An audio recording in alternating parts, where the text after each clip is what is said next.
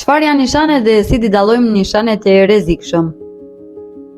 Nëse do të ulesh tani dhe do të numëroje çdo pikë të errët në lëkurën tënde, me shumë mundësi do të gjeje 10 të tilla.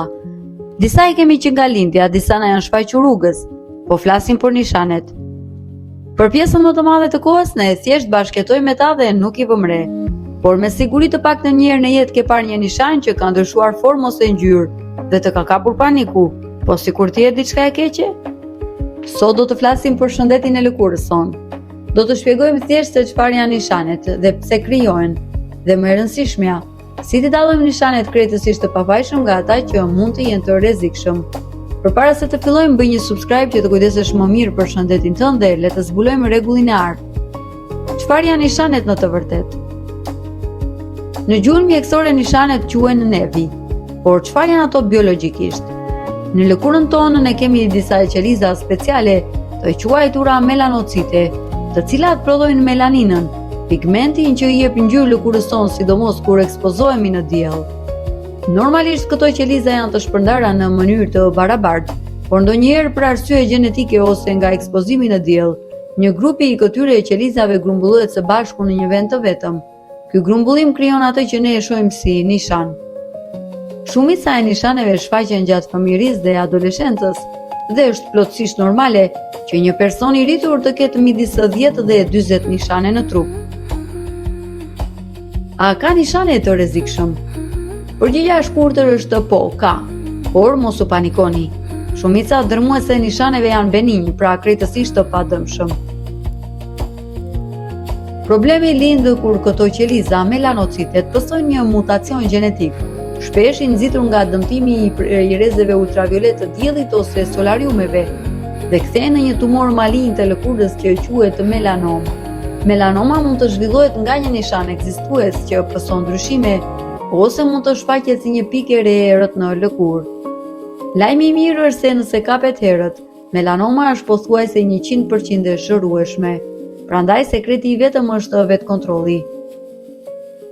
Rregulli i artë si t'i dallojmë. Dermatologët në mbar botën përdorin një alfabet të thjeshtë me 5 shkronja për të kuptuar nëse një nishan ka shenja rreziku. Ky është rregulli ABCDE. A.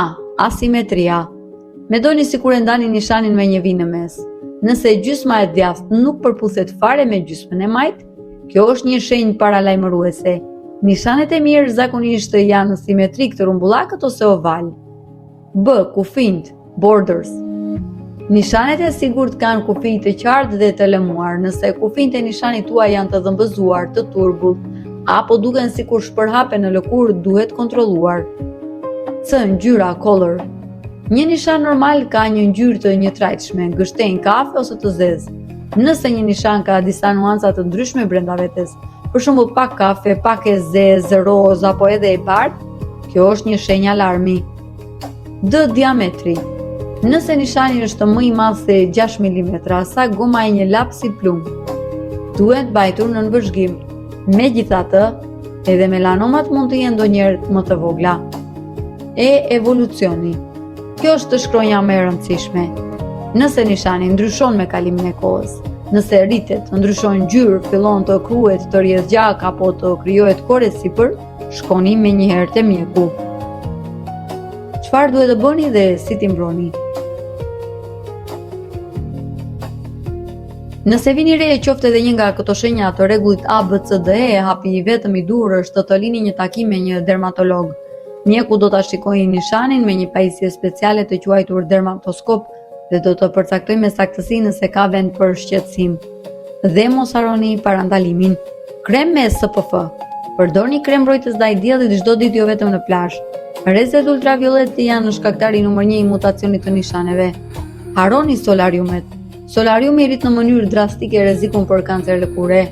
Kontrolli vjetor. Bëni një kontroll të nishaneve te mjeku një herë në vit, ashtu siç bëni analizat e gjakut. Lëkura është organi ynë më i madh dhe nishanet janë thjesht pjesë e saj. Nuk ka nevojë të jetoni me frikë. Mjafton të jetoni me vëmendje dhe kujdes.